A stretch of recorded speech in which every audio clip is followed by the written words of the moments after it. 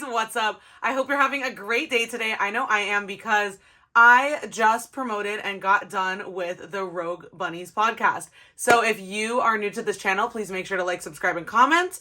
And make sure to go to amandaromwest.com for everything. And let's get into it. I want to come on here to talk a bit about my experience on the Rogue Bunnies podcast, which is hosted by Hef's personal butler for, I think, 20 some, even more years, Brian Olea, and former playmate Victoria Fuller. And I'm very good friends with both of them. They're both super nice people. We got really close through the show and they're really incredible. Now I'm a member of the Rogue Bunnies community. And of course, as an official Playboy Bunny myself, which you can go check out on playboy.com/AmandaRomeWest, essentially, I am the new breed of bunnies, as they say, the online bunnies, the new generation of bunnies, whatever you want to call it. But I did spend some time also with Barbie Benton in Aspen at a networking event we were at together and spoke with her a bit about it. And she thought it was really cool I went on the podcast. And she thought it was really awesome that I am a fully 100% Ashkenazi Jewish bunny. And we can get into all that later and unpack all that because she's so awesome and she's Hef's ex. I'm very involved with a lot of people who were a big part of Hugh Hefner's life. And of course, I've spoken multiple times with Holly Madison online, or who worked at the Playboy clubs, or who were associated with Hef or anything with Playboy. And of course, I've been to the HQ in Santa Monica for Playboy. I've met the current president, senior vice president, marketing team, social media team. I know everyone there. They're all so sweet and incredible. And it was just really awesome to be on the show. Of course, we have a Disney coffee moment. It's a little too early to be talking about this crazy stuff, right? You can go listen to the episode. I'm going to list it below. It's obviously on all platforms, but it's the Rogue Bunnies, Amanda Rome West episode, duh. And I'll just say what's really crazy is multiple times on the show. First of all, I want to say it was really a surreal experience because growing up watching the Girls Next Door TV show, obviously we've seen Brian, we've seen Victoria, we've seen all these people on the show. And to be sat down and interviewed by them about my life and my career was just totally just out of this world and incredible. And I, like they said on the show, we could have talked for hours and hours and hours. It's only like I think less than an hour long show. So we really had to just kind of segment it out, talk about certain things. But when it got to the part about Hef, that's why I bring up Barbie Benton, because when I've spent some time with her in the past in Aspen, and including this last time I spent some time with her, I'm going to post a photo on my Instagram, so go check it out. We took a super cute pic together. She was talking to me about how it's so cool and cute that I'm a Jewish bunny and that we're out here, because she's also Jewish, and she was in the magazine in the 60s and 70s, and she's such an icon.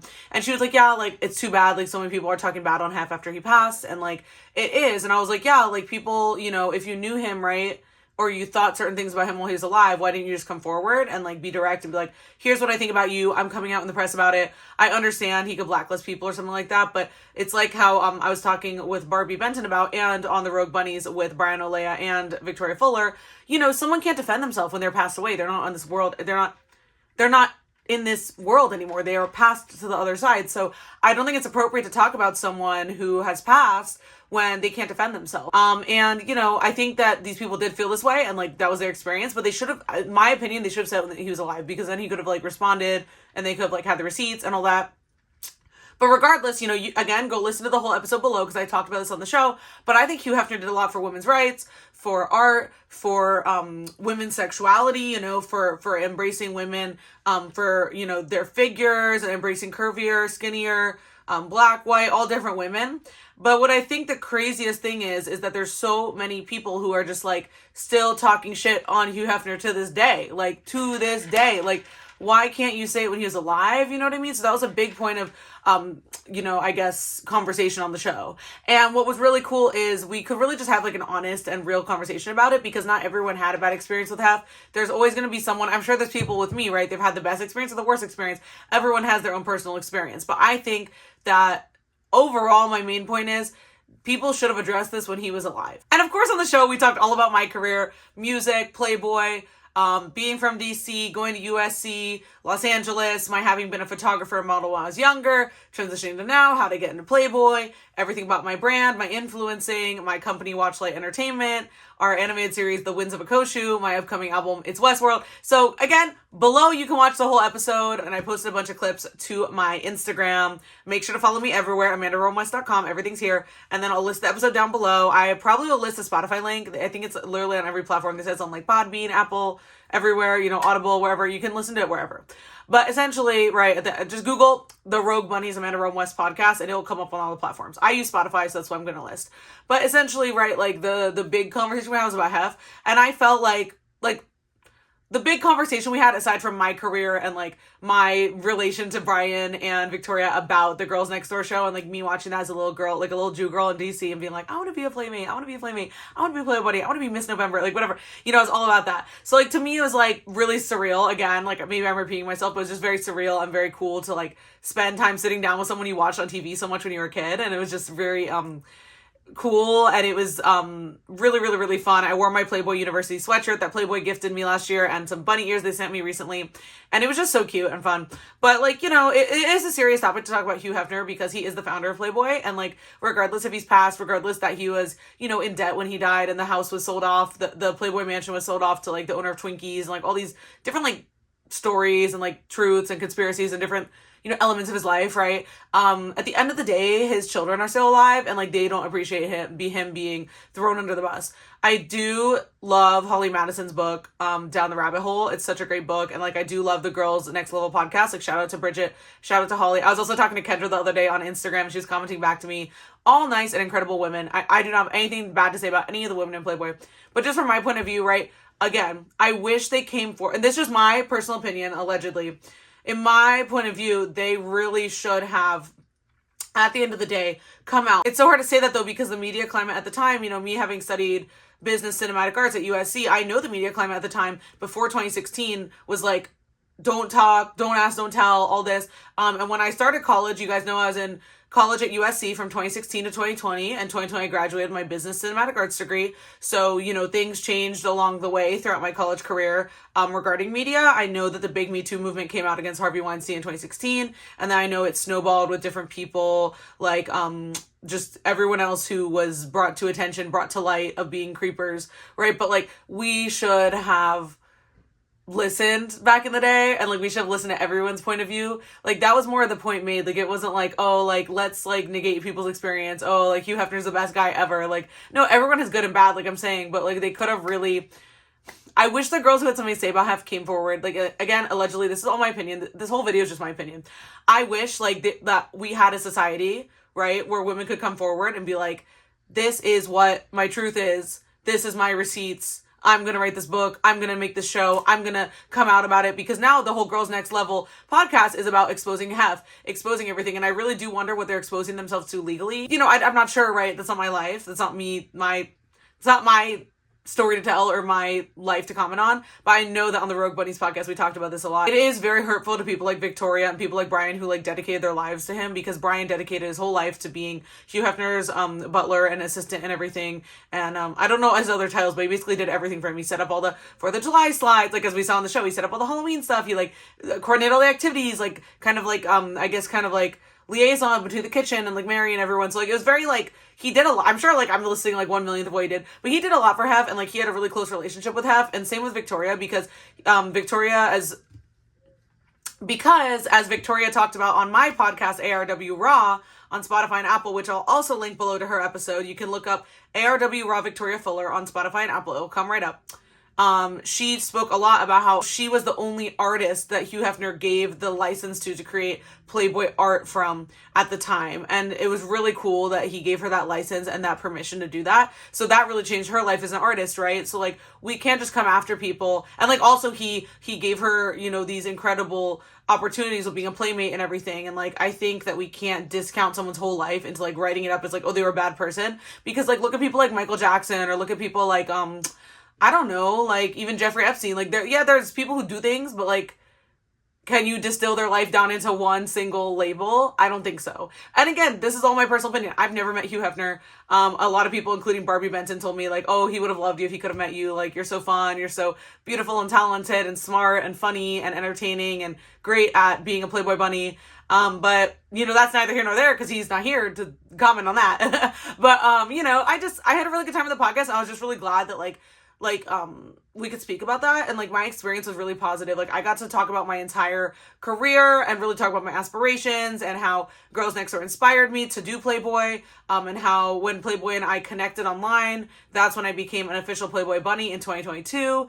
And the list goes on and on. Again, listen to the whole episode below, but I had the most positive experience on this podcast on the Rogue Bunnies. It could not have run smoother. They set everything up for me. We video chatted. They did all the different clips for me and promoted me, and like obviously I promoted as well, and like my fans loved it. But it was just really cool to be almost like given the exposure of their audience. As you know, social media is very much an echo chamber, so for me it's like nice to get exposed to different audiences, because especially when my IG was taken down in 2018, my Amanda Rome West original account at 250,000 followers, I lost a lot of my fans. So like, and that again, that's a whole other story about my horrible manager I had, my first manager. I'm not going to name him or go into that.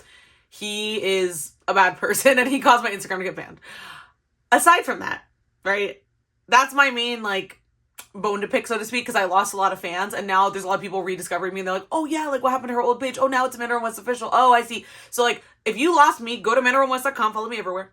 If you lost me somehow, I have all my accounts on my website on the homepage, and everything, like I said, with Playboy, and Slushy and everything. To me, right, I would say like what the biggest takeaway I had from the Rogue Bunnies podcast was just how welcoming, how sweet they were, how much they wanted to hear about my story, and how great they were as interviewers. Because as an interviewer myself on my podcast ARW Raw, which we have 3 full seasons of on Spotify and Apple, and you can go below, just go to ARW Raw on Spotify or Apple. I'm going to link the Victoria Fuller episode, so it's, because it's relevant to this video. Like on my podcast, ARW Raw, which I just mentioned, you guys can stream on Apple and Spotify. Essentially, for 3 seasons, I'm interviewing other guests, right? Of course, I had solo episodes where I'm just talking more about myself, but like, it was nice to like put myself in the shoes where it's like, oh, like I'm interviewing other people about their life and their experience. I'm not just like rambling on about myself. And like, sometimes I go on podcasts, I'm not going to mention which ones I think this of, but you can probably guess if you Google me and the podcast I've been on. Like, some people just want to talk all about them, like all about them. Like, oh, this podcast is me, it's my podcast. Like, I hate that energy. I want, when I'm going on someone's podcast or they're coming on my podcast, for it to be all about the guest. So like, for me, I know that I'm really good at interviewing people and making the episode all about them and saying, be my guest, basically. Not to do a Disney reference, but be my guest. It's all about you, this episode. Like, let me ask you a question about you. And obviously you can talk a bit about yourself to like relate to it. But some people who are podcast hosts or interviewers, they just go on and on and on about themselves. And like, it's like, why is this even an episode about someone else? So, on the Rogue Bunnies, it was very much the experience of, hey, this is really positive. I'm getting a lot of ability to speak about my story. Of course, I'm being interviewed by celebrities who had their own TV show for multiple years, and it was just really, again, surreal. I know I keep using that word, but it's surreal. Like when you're watching someone on TV growing up and then they're interviewing you about your career, suddenly it's very full circle and very empowering and very motivating. And it was just cool to have people who I looked up to my whole life, interviewing me about my career. And I thought they did a stellar job about asking me about myself. I also want to talk about them, as you can hear in the episode, because I'm just huge fans of them in general and their careers and their achievements. So like, that was cool too, that we kind of did a back and forth. And also I wanted to say that it was very incredible that like they can talk candidly on their opinion of Hef and like their positive opinions of Hef. And I like how they didn't say like, yeah, of course, like some people had different experiences. They weren't like, no, like no one had a bad experience with him. They're like, yeah, like everyone had their own experience. Like they should have spoken when he was here. So like, I really liked all those perspectives. And I also liked how we could talk about my music and modeling. And it wasn't just like putting the blinders on and like, we're like, sucked into just Playboy. We talked about more like my career and like AmandaRomeWest.com, Watchlight Entertainment. Like I said, our show, The Winds of Akoshu, our animated series, which you can see on Webtoons. I'll link that below too. My music videos, which obviously you can access here on YouTube. Westies on my music video playlist, and it's just really awesome, and they did a really great job, and they even promoted my new single like it's the weekend, which is dropping this Friday, 2 days, motherfucker. So go pre-save that below. I know I'm linking a lot, but just go to the description, you'll see everything. And make sure to pre-save it because it's going to be everywhere on all platforms at Friday, July 19th at midnight, and I'm so excited because my incredible music producer Charlie Johnstone, who's one of my besties, produced the song and co-wrote it with me, and it's so awesome, and it's just great to have great people people in my life, and if you follow me for a long time, you know I've had some really bad people in my life and really bad influences in my life, and it's just incredible to have people like Jordan and like Charlie and like all these Playboy people and like just everyone who just like is so nice and so caring about what happens to me in my career and like just really surrounding myself with the best energy. And I guess this podcast is more of like a sign, don't give up, like just don't give up on yourself, because if I could have looked back 5 years ago when I was 21, if I could see what I'm doing now, I'd be like totally floored. Like, oh my God, I'm engaged to the love of my life. I'm making all my opportunities happen. I'm up for multiple Grammys. I've been in Playboy magazine. I have a new album coming out that has some of the best producers in the world working on it. And it's just so cool. And I'm just really grateful. And it's really surreal. Again, I hate to use the word surreal, but I've just been working my whole life for these type of opportunities. So it is really incredible to be able to have these chances to speak on my experiences and to represent those who, don't have a voice. Because for a long time I didn't have a voice, having ADHD, being neurodivergent, being very bullied, growing up, going to Holton Arms School, which is all girls school where they really bullied me, and going to USC where I was frankly also bullied a lot as well for being, myself and being outspoken. So I feel like I was just always like conditioned to like shut up and like not speak on myself, and like I like to like actually have opportunities to speak on myself now. Now that I'm very tenured in both the music and modeling industries, people really respect me, and it's very I'm just trying to think of the best word. It's just like very rewarding feeling to like finally be heard and finally have a voice and finally be able to speak about my modeling, my influencing, my music, my experiences in life, how hard I've worked to be here, because no one did this shit for me. I did it for myself. I actually got an email from a kid the other day who was like, I want to be in the USC Business Cinematic Arts program. How can I do it? And I wrote this whole long email to him. I can't really summarize all of it because it was like many paragraphs. It was a very long email, but it's basically distilling. I mean, I said this in a polite way. I was basically distilling what I know, which is like, you have to work hard. You have to be passionate about the entertainment industry. But at the end of the day, right, he was asking me like, what connections did you have? Like, what jobs did you work? Like, who did you know who got you into USC Business Cinematic Arts? Because there's a 0.2% acceptance rate. And I'm like, I can't distill my connections or my job. Like, I said this in a really professional, polite way, but like, I can't distill what connection and what job I worked and what, day it was and what color shirt I was wearing to get this incredible opportunity and degree at USC, right? I just said I'm myself, and I can't distill talent and opportunity and hard work into like a description. Here, you guys want me to read the email? I'll read you the email. Because this is actually very much like what I spoke about on the podcast. Let me move the camera back so you guys can see me. Okay, here we go. I'm not going to expose this person's name, obviously, or any obvious details about who this person is. This is just to show, like, what I'm talking about with the Rogue Bunnies podcast, where I could actually speak on my life and be like, I did this all myself. No one did this for me. Like, that's the best feeling. So this guy said, hello, my name is beep, whatever. I'm a rising senior in high school. My dream is to get into BCA at USC. If you don't mind, I'd love to know what you did to make your application stand out. What jobs, internships, work classes, or connections do you think contributed to your acceptance of the program? What can I do to replicate exactly what you did to get into the program? I want to guarantee I get into the BCA program. Thank you for your time. So, like, obviously, I felt like the first email was a little passive-aggressive, but I was like, okay, let me answer this, because you never know who's screenshotting what, right? And I want to, like, give this person an honest answer, because maybe they didn't mean to be passive-aggressive. Maybe they're just, like, on the Addy or, like, on something, and they just don't know what they're coming across like, but I just wanted to give them an honest response. Hi, beep. I hope you're having a great night. I just got back from the recording studio, finally having some time to answer this email from you. I would say the most important element for the Business Cinematic Arts program at USC is to be yourself and show your real interest in film/entertainment.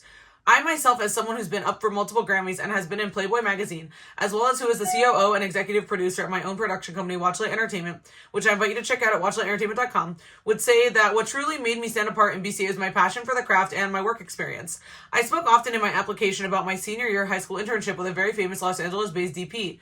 Originally, I'm from Washington, D.C., and I went to a very prestigious private school, which had a senior project that allowed me to, with my own money, fly to Los Angeles and stay there in an Airbnb and work for this woman. Plus, in all caps, my experience as an official behind-the-scenes videographer at New York Fashion Week.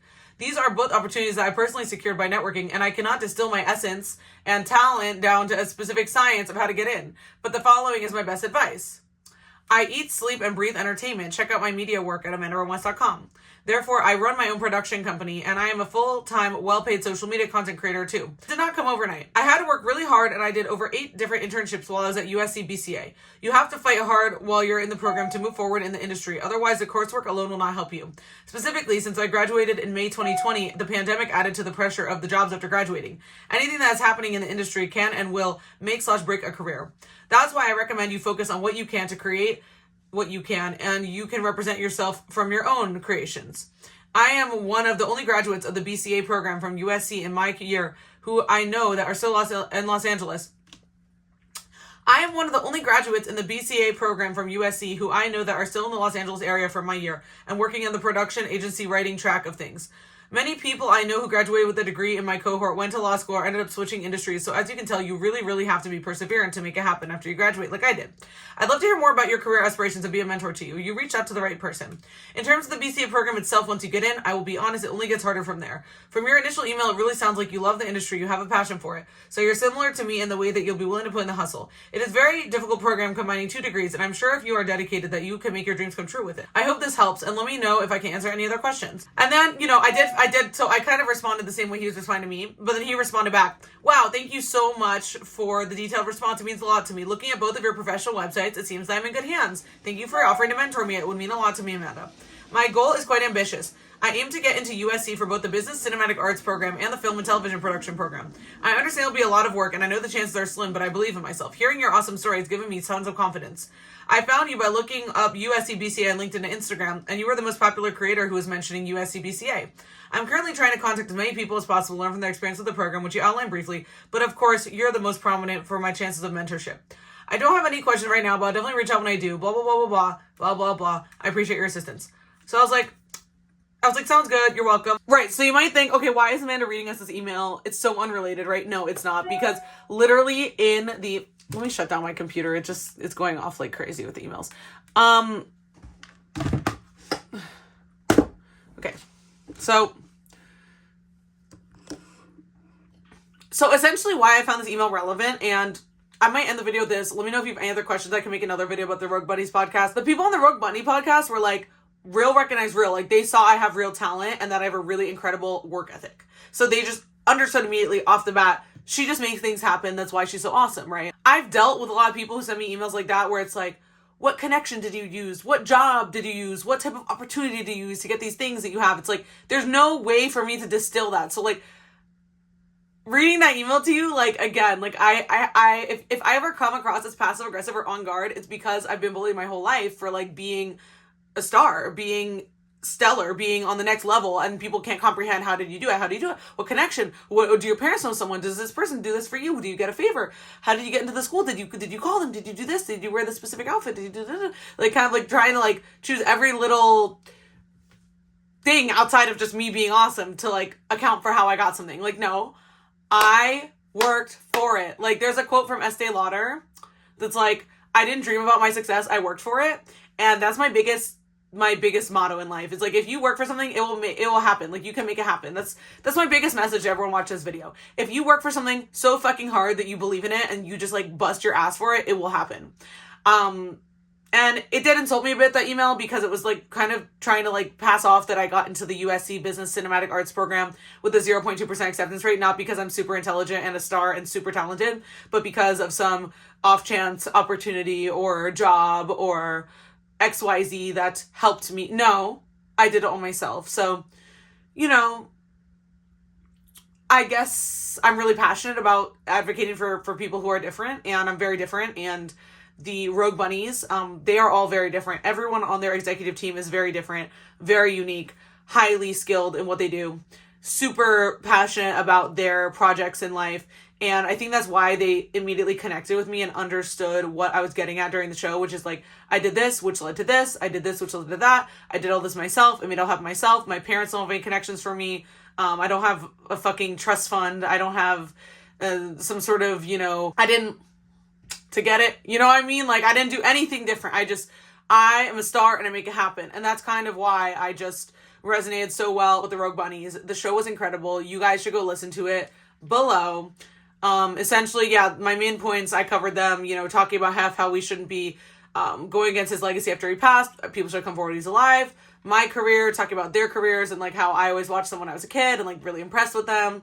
And just about Playboy in general. And I think Playboy's in a great direction. I think you guys should go to playboy.com/AmandaRunWest to go see what all the fuss is about, and make sure to pre-save, like, it's the weekend, which is dropping this Friday. And for anyone watching this video and who needs motivation, I really hope this can motivate you, because really, if you followed me again for a long time, or even if you're just new, you know that there's so many haters on me just because I'm doing something right. I was just on another podcast that I'm going to make another video about I was just on a different podcast, actually, that is a huge podcast that has millions of listens, and it's called The Model Cast.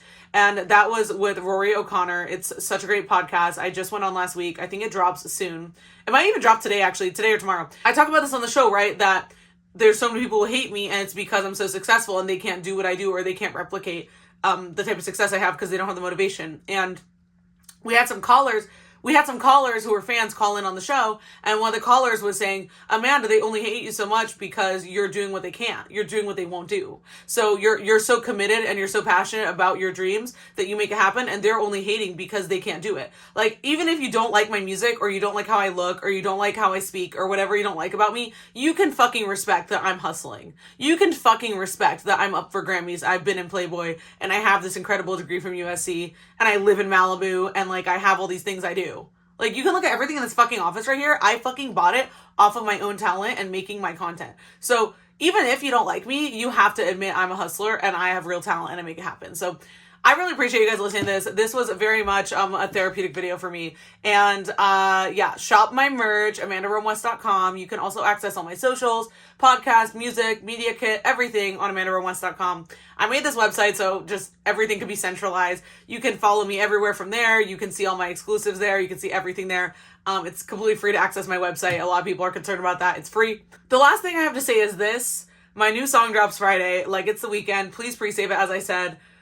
This song is up for consideration to be on Sirius XM next week, so it's very exciting for me. I have a lot of opportunities coming up, and if you're watching this video, just know you're like one of the OGs, because this is only the beginning. Like, I've been doing this shit since I was 14 years old, doing videos, doing photography, modeling, content, influencing music, and like, it's only up from there. Like, this is 12 years later from that, and look what we're doing. So, you know, just stay motivated, do your dreams. It doesn't matter whether your dream is to be a scientist, be a rapper, be the president of the United States. You can go after it. So just make sure you go after your dreams and don't let people stop you. And especially when I get passive aggressive emails like that, I honestly take pleasure in responding to them and kind of like flexing, because that's been my whole life, is people questioning me and people being jealous and people using that as a projection tool to make themselves feel better about themselves. But like, if you ever get like that type of, like, again, 99% of people's reactions to me is positive. I just like to narrow in on that 1%, to hone in on that 1%, because I like to see, you know, how can I show people that you can respond in like a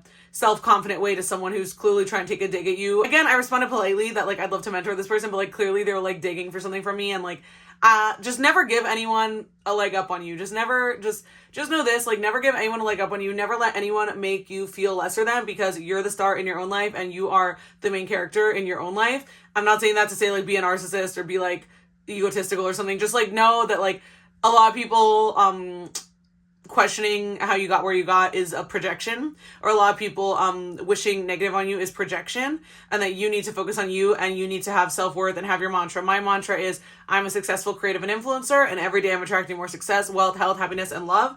And I tell myself that all day. That's part of what my angel number is about. 444, protection. You know, you have to have your mantras, you have to have your manifestations, your angel numbers, your protections, everything you need to do to make yourself feel good, whatever that is in your life. Just take care of yourself, and not everyone has the best interest in mind. And I say that just so you can take everything that you ever hear about me, or anything, you know, that you're watching or reading about me that I did not personally put out, with a grain of salt. The Rogue Bunnies did a really good job about actually letting me be authentic to myself, and I had a really great time on the show. This video is all over the place, but yeah, like the ultimate message is like the Rogue Bunnies really gave me the spotlight to shine on myself. And it was, again, I hate to use this word, but surreal, because growing up watching someone on TV and then having them interview you is just mind-boggling, and it was incredible. And that's the video for today. Make sure to go pre-save like it's the weekend down below. It'll pre-save on any platform you want, especially Spotify, Apple, Amazon Music, Google Play, whatever you're on, YouTube Music. And follow me everywhere. And I really appreciate your support because, again, this is just the beginning and it's Westworld. The album's almost done and it's just so incredible. And I'm very, very, very blessed. So go check it out. And thanks for watching, Westies. See you next time. Mwah.